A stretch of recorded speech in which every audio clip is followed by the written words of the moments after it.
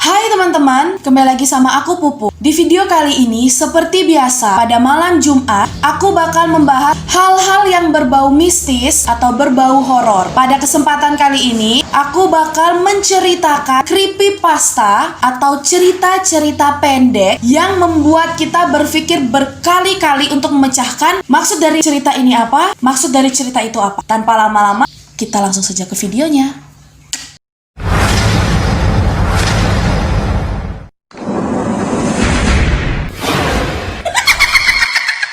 Jadi teman-teman, aku sudah ngumpulin cerita-cerita creepypasta dari teman-teman aku dan dari yang aku dapat juga yang aku search. Di sini aku bakal baca beberapa. Oke, kita mulai yang pertama. Ayah sangat mencintaiku, tapi kadang-kadang dia mengira aku adalah ibu. Oh, berarti ayahnya tuh mencintai dia, tapi kadang-kadang ayahnya berpikir bahwa dia adalah ibu.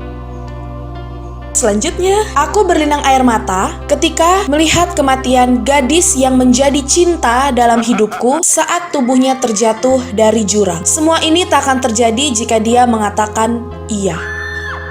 Mungkin cowok ini suka sama cewek ini, terus dia bilang, kamu mau gak jadi pacar aku? Atau kamu mau gak nikah sama aku? Tapi mungkin karena wanitanya bilang enggak atau menolak, dia dorong ke jurang.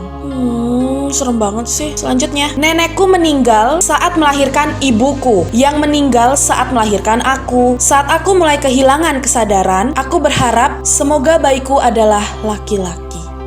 Gue ngerti nih. Jadi neneknya itu meninggal saat melahirkan ibunya. Terus ibunya itu meninggal saat melahirkan dia. Dan sekarang dia meninggal saat melahirkan anaknya. Dan dia berharap anaknya itu laki-laki. Karena di sini ditekankan saat aku mulai kehilangan kesadaran. Berarti dia udah melahirkan dan dia udah kayak ambang-ambang mau mati. Berarti mereka dikutuk satu keluarga, guys.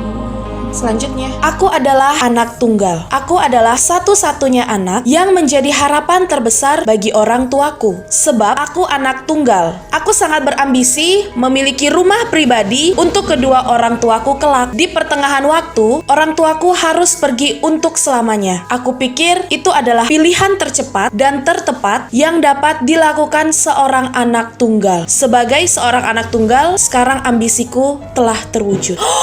Jadi, dia itu kan karena anak tunggal, dia berharap memiliki rumah pribadi untuk kedua orang tuanya kelak. Dan dia membunuh kedua orang tuanya. Karena kan kuburan itu merupakan tempat peristirahatan terakhir. Dan dia berharap dia akan memberikan rumah pribadi kepada orang tuanya kelak. Berarti yang dimaksud rumah pribadinya itu adalah kuburan. Oh Tuhan, jahat banget sih. Selanjutnya, terowongan berhantu. Ada sebuah terowongan yang dikatakan berhantu. 3 orang siswi memutuskan untuk pergi ke suatu sore untuk menguji nyali mereka. Ketika mereka melihat ke dalam terowongan, di sana gelap pekat dan ketiga siswi tersebut mulai hilang keberanian. Mereka memutuskan untuk berpegangan tangan dan berlari. Mereka berlari menembus kegelapan dan tidak berhenti berlari sampai mereka mencapai ujung terowongan. Ketika mereka sampai pada sisi lain terowongan, tanpa terjadi apapun kepada mereka, siswi tersebut menghembuskan nafas dan tertawa. Berpegangan tangan membuat ini tidak terlalu seram, kata salah satu siswi. Aku senang berada di tengah, kata siswi yang lainnya. Aku juga, kata yang ketiga. Berarti yang ketiga ini mengatakan dia sama senang berada di tengah. Mereka bertiga pegangan tangan.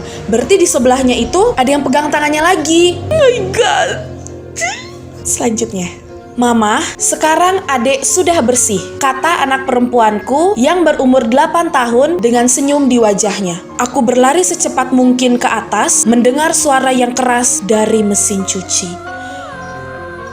Berarti anak perempuannya ini yang berumur 8 tahun memasukkan adiknya ke dalam mesin cuci dan mengatakan kepada mamanya bahwa adiknya sudah bersih.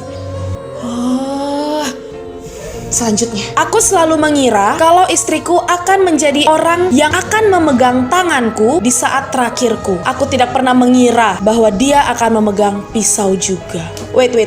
Di sini aku ada dua pemikiran sih. Yang pertama, mungkin suaminya ini pengen bunuh diri, terus dia melihat istrinya juga memegang pisau sama seperti dia memegang pisau, sehingga dia berpikir bahwa istrinya juga mau bunuh diri. Atau yang kedua, bisa jadi suaminya ini dibunuh, lalu dia berharap istrinya memegang tangannya di saat detik-detik terakhirnya, dan ternyata dia melihat bahwa istrinya juga memegang pisau. Berarti istrinya juga ikut dalam rencana membunuh suaminya.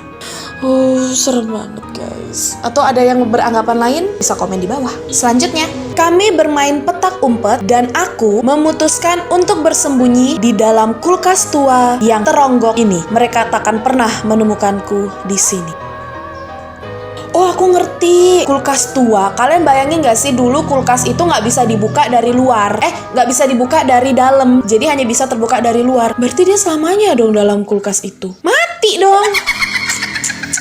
Selanjutnya, mata anakku yang tak pernah berkedip membuatku merasa tak nyaman dan sedikit ketakutan. Akhirnya, dengan berat hati, ku jahit kembali kelopak matanya.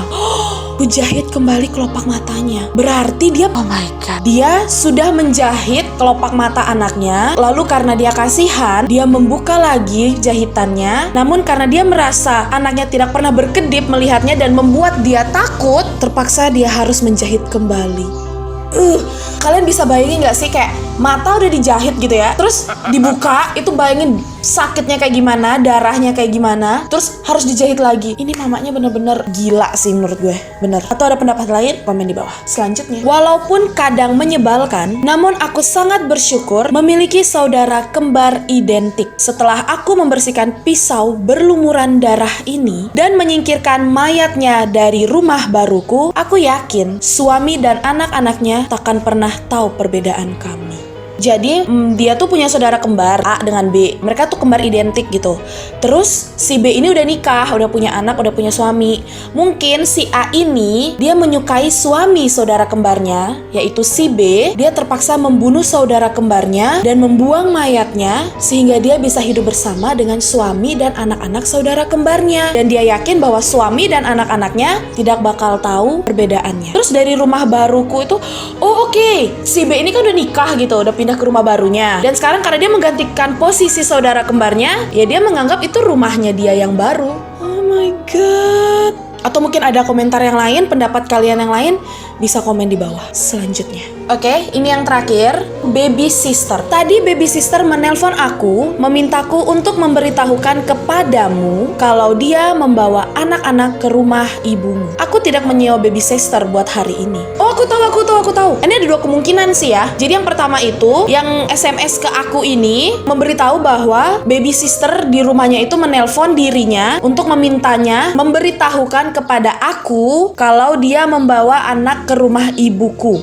Tapi kan aku ini tidak menyewa baby sister. Jadi ada dua kemungkinan. Bisa jadi temennya ini yang memberitahukan kepada aku, dia yang meneror anak-anaknya. Atau bisa jadi memang ada orang asing yang mengambil anak-anaknya dan menelpon temennya ini, dan temennya memberitahukan kepada aku. Ngerti kan maksudnya? Atau kalian punya pendapat lain tentang ini? Komen di bawah guys.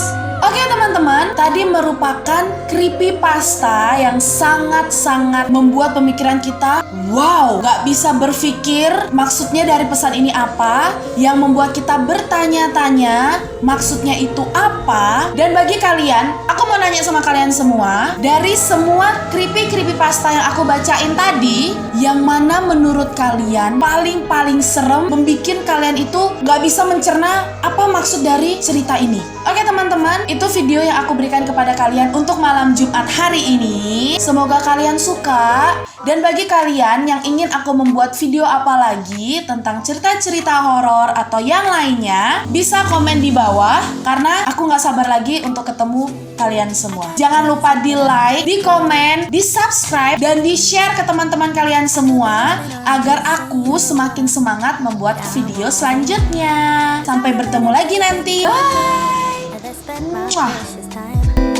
Chasing somebody who loves me too.